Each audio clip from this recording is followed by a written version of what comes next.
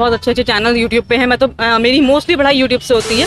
वो उसके बिना तो मुझे लगता है प्रीलिम्स क्वालिफाई करना आज के टाइम पे बड़ा मुश्किल हो जाता है, क्योंकि जॉब में हूँ तो थोड़ा टाइम कम मिल पाता था, तो कभी प्री रुक गया, कभी मेंस रुक गया। ये क्वेश्चन मुझसे बोर्ड में ही पूछा गया था कि आप कैसे अपना टाइम मैनेज करती हैं पढ़ाई के लिए। हेलो मैम, इंटरव्यू कैसा? इंटरव्यू अच्छा था। मेरा हरीश प्रताप सिंह सर का बोर्ड था, और जैसे मैं ऑलरेडी सर्विस में हूँ तो ज़्यादातर क्वेश्चन मेरे सर्विस से ही थे, नायब तहसीलदार से। उन्होंने मुझे सिचुएशन बेस्ड क्वेश्चंस दिए, उसके आंसर्स पूछे। उसके अलावा जैसे मैंने एनसीसी, मेरे पास भी सर्टिफिकेट है, तो एनसीसी से क्वेश्चंस पूछे गए थे। और उसके अलावा यही कि जो समस्याएं रहती हैं आम जनता की, उसको कैसे आप मतलब समाधान उसका कैसे करेंगे।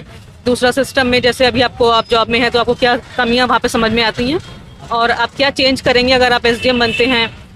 और इस तरह के क्वेश्चन से मतलब इजी था, लास्ट ही था मेरा अब, तो मतलब अच्छे मूड में थे, बहुत अच्छा बोर्ड था, कॉर्डियल था, बिल्कुल ऐसा फील भी नहीं हुआ कि इंटरव्यू लग रहा है, मतलब डिस्कशन था। आपका नाम हो, थोड़ा अपने एजुकेशनल बैकग्राउंड के बारे में। मेरा नाम दीप्ति है, मैंने बीटेक किया है इलेक्ट्रिकल इंजीनियरिंग में। उसके बाद मैंने आईटी सेक्टर में जॉब की है 5 साल। उसके बाद मैं नायब तहसीलदार पे अभी काम कर रही हूँ, और ये मेरा दूसरा इंटरव्यू है। तो आपका पीसीएस की जर्नी कब से स्टार्ट हुई थी, कब आपका सिलेक्शन हुआ? मैंने 2017 में अपना पहला अटेम्प्ट दिया था, और 2019 में मेरा नायब तहसीलदार के पद पर चयन हुआ था। उसके बाद मैंने एग्जाम्स दिए, लेकिन क्योंकि जॉब में हूँ तो थोड़ा टाइम कम मिल पाता था, तो कभी प्री रुक गया, कभी मेंस रुक गया, तो इस बार अभी फाइनल इंटरव्यू तक पहुंची हूँ। मैम, अभी आप यहाँ तक पहुँचे इंटरव्यू तक, आप जॉब में थी, तो जॉब के साथ अपना टाइम कैसे मैनेज करती थी? क्योंकि कई बार मतलब 1-2 साल आपका गैप भी रहा, मतलब नहीं हो पा रही थी चीज़ें, तो आपने टाइम कैसे मैनेज किया, अपनी तैयारी कैसे करती थी? ये क्वेश्चन मुझसे बोर्ड में भी पूछा गया था कि आप कैसे अपना टाइम मैनेज करती हैं पढ़ाई के लिए, क्योंकि जॉब में जो कि नायब तहसीलदार में बहुत फील्ड वर्क रहता है। तो इसके लिए देखिए यही है कि आपको थोड़ा तो अपनी चीज़ों को मतलब अपनी सेक्रीफाइस करने पड़ते हैं। मैं मेरा सोशल जो मेरी है मतलब ये कनेक्शन बहुत कम है, मैं बहुत कम बात कर पाती हूँ लोगों से। जब भी टाइम मिलता है तो उसमें पढ़ाई करनी पड़ती है, क्योंकि आपके पास बहुत कम टाइम है। मैं घर वगैरह नहीं जाती, थोड़ा बाहर घूमना फिरना बहुत कम रहता है, क्योंकि अगर आप ऐसे टाइम नहीं निकालेंगे तो फिर मैनेज नहीं हो पाएगा। तो जॉब के लिए आपको सेक्रीफाइस करना पड़ता है, थोड़ी डेडिकेशन और मोटिवेशन बहुत ज़रूरी है। क्योंकि ऐसा होता है ना कि आप इतना थक के आते हैं कि आपको पढ़ने का मन नहीं करता, लेकिन उस टाइम पे आपको ज़रूरी है कि क्या चीज़ आपको मोटिवेट करती है। अगर उस चीज़ का आप बनाए रखेंगे तो आप मतलब मुझे लगता है टाइम ज़्यादा दे पाएंगे। और ऐसा भी नहीं होता कि बहुत ज़्यादा टाइम देने की ज़रूरत होती है, आप लगातार थोड़ा थोड़ा ही पढ़ते रहेंगे, लेकिन कॉन्टिन्यूटी अगर आपकी बनी हुई है तो आप कर लेंगे। जैसे कि आपने अभी बताया, कई बार मतलब 1-2 बार मतलब आपका सिलेक्शन होने के बाद भी 1-2 बार प्रीलिम्स या मेंस में दिक्कत आई, तो आप अपने उस टाइम अपने आप को कैसे मोटिवेट करती कि नहीं अभी आगे जाना है, अभी बड़ी पोस्ट लेना है? हाँ, देखिए ये मैं फिर से वही बोलूँगी थोड़ा कि आप एक पोस्ट पर जब पहुंच जाते हैं कहीं पर भी, तो अगर आप वहीं पे सेटिस्फेक्शन आपको हो गया और आप वहीं रुक जाते हैं तो फिर ऑब्वियसली बात है आप आगे नहीं जा पाएंगे। तो एक ये अंदर से ही थोड़ा सा आपका पर्सनल भी है थोड़ा कि आपको अगर आगे बढ़ना है तो मेहनत करनी पड़ेगी। और ये भी है कि अगर आप एक बार सेलेक्ट हो चुके हैं तो आपके लिए आसान है कि आप दोबारा भी सेलेक्ट हो सकते हैं। थोड़ा सा ही अब आपको मेहनत करनी है, क्योंकि आपको पता है कि एग्जाम में क्या डिमांड है, कैसे तैयारी करनी है, आपके पास नोट्स भी हो सकते हैं, तो आपके लिए ईजी भी होता है, ये भी चीज़ है।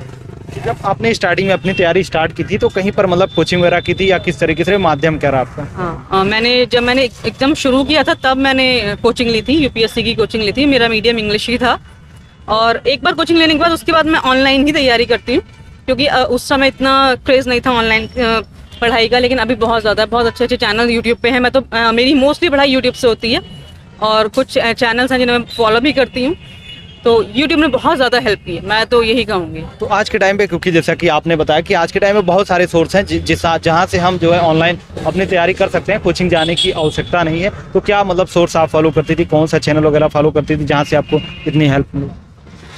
देखिए एडिटोरियल वगैरह पढ़ने के लिए तो मैं ओनली आईएएस चैनल है उसको ही फॉलो करती हूँ, और पीसीएस के लिए पर्टिकुलरली तो इस बार तो देखिए मैंने बहुत ज़्यादा नहीं फॉलो कर पाई हूँ, लेकिन लास्ट टाइम मैंने जैसे डिकोड आईएएस है उसको भी मैं बहुत देखती थी, और भी चैनल्स हैं, अभी मुझे याद तो नहीं आ रहे हैं। यूपी से रिलेटेड मतलब कोई चीज़ें जाननी होती थी, क्योंकि यूपी के क्वेश्चन वगैरह भी पूछे जाते हैं। यूपी के क्वेश्चन तो देखिए पूछे ही जाएंगे, वैसे तो बुक्स रहेंगी, बुक्स रहती हैं, बुक्स से तो आपको पढ़ना ही पड़ता है। बाकी जैसे अब रैंडम मैं तो यूट्यूब पे वैसे बहुत सर्च कर लेती थी कि यूपी के मान लीजिए आपको रामसर साइट्स देखनी है, या यूपी का कल्चर देखना है, यूपी की ट्राइब्स देखनी है, आप रैंडम यूट्यूब पर सर्च करिए, आपको अच्छी वीडियोस मिल ही जाएंगी, और उसके थ्रू आप मतलब जो भी आपको सूट करता है उसको फॉलो कर सकते हैं ऐसे। और यूपीज की जो आप बुक बता रही हैं, कौन सी बुक्स आप फॉलो करते हैं यूपी स्पेशल जानने के लिए? देखिए वैसे तो एक केबीसी नैनो पब्लिकेशन की मेरे पास अभी बुक है, वो स्पेशली यूपी के लिए है। उसमें यूपी की सारा कल्चर, ज्योग्राफी, हिस्ट्री, ये सब कुछ दिया हुआ है। उसके अलावा प्रीवियस ईयर क्वेश्चंस, अगर प्रीलिम्स की बात की जाए तो प्रीवियस ईयर क्वेश्चंस बहुत ज़रूरी हैं। वो उसके बिना तो मुझे लगता है प्रीलिम्स क्वालिफाई करना आज के टाइम पे बड़ा मुश्किल हो जाता है, क्योंकि रिपीट तो क्वेश्चन होते ही हैं। और करंट अफेयर्स के लिए तो मैं घटना चक्र वो सभी पढ़ते हैं, उसमें बताने वाली बात ही नहीं है। हाँ, लास्ट में आती है, बिल्कुल प्रीलिम्स से पहले 15-20 दिन पहले आती है, वो भी पढ़नी रहती है। बाकी अगर आप कोई न्यूज़ चैनल फॉलो करते हैं तो आपके लिए और ईजी हो जाता है। मैम क्योंकि प्रीलिम्स का एग्जाम आने वाला है, 14 मई को प्रीलिम्स का एग्जाम है, तो कोई सजेशन आपका सुझाव रहेगा एग्जाम के लिए? देखिए मैं तो जैसे मुझसे लोग काउंसलिंग के लिए पूछते भी रहते हैं, तो मैं सबको यही बोलती हूँ कि आप एक प्रीवियस ईयर क्वेश्चन जरूर करिए। घटना चक्र के भी आते हैं, घटना चक्र का बहुत ही घटना सार नहीं, उसका ना एक क्रिस्प फॉर्म पड़ा है, नेट पे ही मिलता है वो। उसमें जो प्रीवियस ईयर क्वेश्चंस हैं वो एकदम शॉर्ट में है, क्योंकि बुक्स थोड़ी मोटी हो जाती हैं, तो जो वो लोग नहीं पढ़ सकते हैं उनके लिए है वो एकदम बहुत ही, मुझे नाम नहीं याद आ पा रहा है अभी, यूट्यूब पे आप सर्च करेंगे तो उसका जस्ट है वो घटना चक्र का, उसको मैंने फॉलो किया है। उसमें एकदम प्रीवियस ईयर क्वेश्चन सारे हैं। अदरवाइज आप जो नॉर्मल कोई भी बुक आती है प्रीवियस ईयर क्वेश्चन की, उपकार की या किसी भी, वो आप फॉलो करिए, वो जरूर लगाइए। और मैम जैसे कि मेंस की बात करें तो मेंस के लिए आपका कोई सुझाव या सजेशन रहेगा? मेंस के लिए तो देखिए आंसर राइटिंग बहुत ज़रूरी होती है। उसके लिए आप टेस्ट सीरीज ज्वाइन करिए, वो बहुत ज़रूरी है, क्योंकि लिखेंगे नहीं तो नहीं हो पाएगा। क्योंकि प्रीलिम्स सबका निकलता है, ऐसा बहुत आपने देखा होगा, प्रीलिम्स तो उनका निकलता है लेकिन मेंस नहीं निकलता। मेंस निकालने के लिए ये है कि एक तो आप राइटिंग करें, और उससे भी ज़्यादा ज़रूरी ये है कि आप अपने आंसर्स में एग्जाम्पल ज़रूर कोट करें। कोई भी चीज़ अगर आप सिर्फ थियरी में लिखेंगे तो वो उतना काम नहीं, उतने मार्क्स आप फेच नहीं कर पाएंगे। तो ज़रूरी है कि आपकी एप्लीकेशन बेस्ड हो।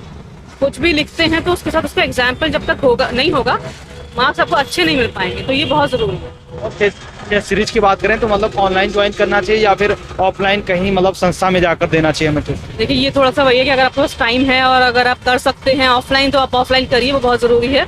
और अगर नहीं भी कर पा रहे हैं तो ऑनलाइन भी कर सकते हैं। मैं ऑनलाइन करती थी क्योंकि मेरे पास टाइम नहीं रहता था, तो मेरी पूरी ही पढ़ाई ऑनलाइन होती है अब तो। प्रीलिम्स, मेंस, इंटरव्यू सब कुछ ऑनलाइन। इवन मैंने मॉक भी ऑनलाइन ही दिए हैं, बस ऑफलाइन मैंने मॉक भी नहीं दिया है।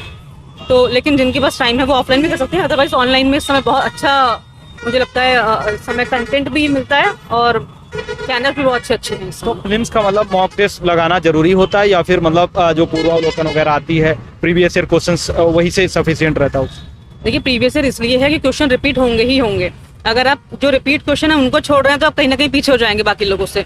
तो एक तो आप प्रीवियस ईयर क्वेश्चंस लगाइए, दूसरा आप करंट अफेयर जरूर फॉलो करिए। घटना चक्र बहुत हेल्प करती है, उसके अलावा घटना सार भी आती है, थोड़े दिन पहले ही आती है वो भी एग्जाम से। तो घटना सार 2 मैगजीन तो पढ़नी पड़ेंगी, तो घटना सार प्लस घटना चक्र आप पढ़िए, इससे आपका करंट क्लियर होगा। उसके बाद थोड़ा बहुत स्टैटिक के लिए ये है कि अगर आप पॉलिटी पकड़ लें, क्योंकि पॉलिटी क्वेश्चन आएंगे ही आएंगे और वो ईजी पड़ता है। तो 1-2 सब्जेक्ट आपके ऐसे होने चाहिए कि उससे कोई भी क्वेश्चन छूटे ना। उसके बाद ये है कि अगर आपके मान लीजिए आपकी ज्योग्राफी अच्छी नहीं है, हिस्ट्री अच्छी नहीं है और वो क्वेश्चन छूट भी जाते हैं, तो आप कम से कम प्रीलिम्स, क्योंकि आपको प्रीलिम्स में 150 टिक नहीं करने होते हैं, आपका 100 पे भी सिलेक्शन होता है। तो वो समझ के आप इस तरह से अपनी स्ट्रैटेजी बनाएं कि करंट अफेयर्स को फोकस करें, क्योंकि वो 30-40 क्वेश्चन बहुत इंपॉर्टेंट होते हैं और प्रीवियस ईयर के भी लगभग आपको 30-40 मिल ही जाएंगे। तो अगर आपके 70-80 क्वेश्चन ऐसे बन रहे हैं तो अब उसके बाद आपको केवल 20-30 नंबर की ही और ज़रूरत है, जो आप किसी भी स्टैटिक सब्जेक्ट को पकड़ के कर सकते हैं। बहुत सारे छात्र हमारे साथ जुड़े हैं जो कि अभी पहली बार टीचर्स का प्रीलिम्स का एग्जाम देने वाले हैं, उनके लिए कोई आपका खास सजेशन, कोई मैसेज रहे? देखिए जो फर्स्ट टाइम दे रहे हैं उनके लिए तो मैं यही बोलूँगी वो करंट अफेयर्स पे फोकस करें और प्रीवियस ईयर पे फोकस करें, अगर उनका स्टैटिक अभी बहुत अच्छे से तैयार नहीं है तो, क्योंकि इससे उन्हें कॉन्फिडेंस मिलेगा। और थोड़ा पॉलिटी इजी सब्जेक्ट है, उसकी ना बहुत सारी ऐसे वीडियोस पड़ी होती हैं यूट्यूब पे कि पूरा वो 5 घंटे में पॉलिटी और इस तरह की वीडियोस होती हैं। उनको एक बार भी देखेंगे ना, 1-2 बार रिवाइज करेंगे तो कुछ ना कुछ तो सीखने को मिल ही जाएगा, रिवाइज भी हो जाएगा। तो उस तरह से भी पढ़ सकते हैं। कम टाइम जिनको बचा है उनके लिए मैं बोल रही हूँ। और जो डिटेल में पढ़ते हैं, देखिए वो तो है ही, क्योंकि मेंस इंटरव्यू तो पहुंचना तो डिटेल में पढ़ना ही पड़ेगा। Thank you so much ma'am बात करने के लिए। आशा करता हूँ आप जिस पोस्ट के लिए हैं आपका सिलेक्शन